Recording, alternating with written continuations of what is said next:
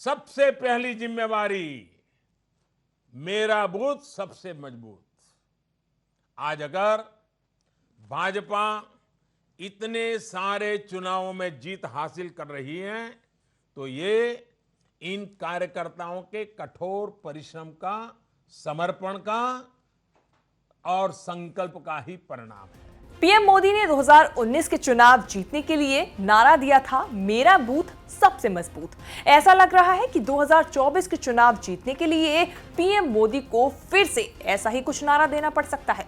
300 से ज्यादा सीटें जीतकर प्रचंड बहुमत की सरकार चलाने के बाद बीजेपी ने 2024 के लिए फिर से एक एक बूथ और एक एक सीट का गुणा भाग शुरू कर दिया है। इस गुणा भाग में जो निकल कर आया है उससे बीजेपी की नींद उड़ गई है, लेकिन क्यों और कैसे, आइए जानते हैं इस रिपोर्ट में। नमस्कार, मैं हूं कीर्ति और आप देख रहे हैं न्यूज तक। बीजेपी के इंटरनल रिसर्च में निकल कर आया है कि ऐसे 73,000 बूथ हैं जो चुनावी खेल खराब कर सकते हैं। लोकसभा की 150 सीटें ऐसी छाती गई हैं जहां बीजेपी कमजोर है। बीजेपी ऐसी पार्टी है जो 24/7 चुनावों के बारे में ही सोचती रहती है।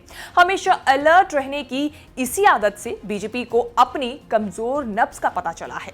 बीजेपी की क्या है चिंता? 73,000 बूथों पर बीजेपी कमजोर, 150 लोकसभा सीटों पर फोकस।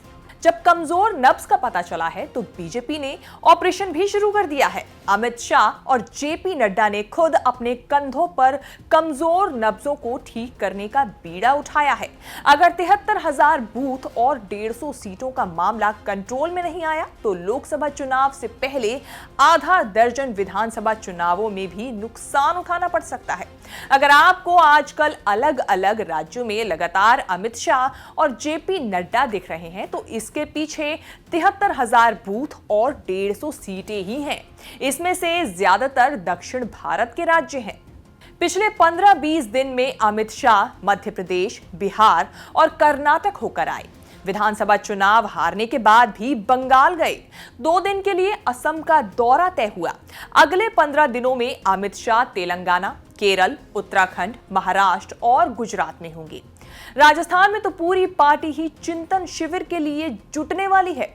इनमें से अगले 1 साल में सिर्फ गुजरात, राजस्थान और तेलंगाना में विधानसभा चुनाव होने हैं। शेड्यूल ऐसे बनाए गए हैं जिससे अमित शाह सरकारी कार्यक्रम और बीजेपी के कार्यक्रम दोनों ही कवर करेंगे।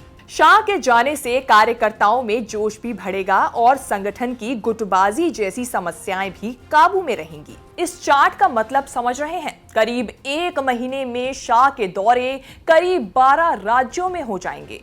अमित शाह के दौरों की बात करें तो वो कुछ इस तरह हैं। 22 अप्रैल को मध्य प्रदेश, 23 अप्रैल बिहार, 3 मई कर्नाटक, 5 और 6 मई बंगाल, 9 और 10 मई असम, 14 मई तेलंगाना, 15 मई केरल, 20 मई उत्तराखंड, 19 और 20 मई राजस्थान, 21 और 22 मई अरुणाचल, 27 मई महाराष्ट्र, 28 और 29 मई गुजरात। मोदी जी के प्रधानमंत्री बनने के बाद खादी ग्राम उद्योग बोर्ड के टर्नओवर में 248% करीब 250% की वृद्धि हुई है और उनका कुल टर्नओवर 1 लाख करोड़ को क्रॉस कर गया है। मित्रों, 1 लाख करोड़।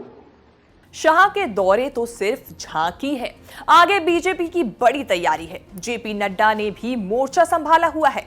सिर्फ मई के महीने में 6 राज्यों का दौरा तय हुआ है। जब राहुल गांधी तेलंगाना में थे, फिर अपने गृह राज्य हिमाचल में 2 दिन बिताएंगे जब विधानसभा चुनाव होने हैं। हिमाचल से लौटते समय पंजाब और फिर राजस्थान के दौरे पर होंगे। जेपी नड्डा के दौरों की बात करें तो वो कुछ इस तरह है। 5 मई तेलंगाना, 6 मई केरल, 9 मई हरियाणा, 10 और 11 मई राजस्थान, 12 मई यूपी, 13 और 14 मई हिमाचल, 15 मई पंजाब, 19 और 20 मई राजस्थान। मोदी जी ने 190 करोड़ डोज 130 करोड़ की जनता को बूस्टर के साथ सुरक्षा कवच दे दिया, मुफ्त में दिया। इस बात को भी हमको याद रखना। इसीलिए मित्रों, आज हम ये कह सकते हैं कि ये प्रो रिस्पॉन्सिव सरकार, ये प्रो रिएक्टिव सरकार है जो लोगों की चिंता करती है। ये बीजेपी की रणनीति नहीं है। जब भी किसी नेता का कार्यक्रम बनता है तो फिर दो नेता के कार्यक्रम बनाए जाते हैं, पहले नड्डा, फिर शाह और फिर मोदी।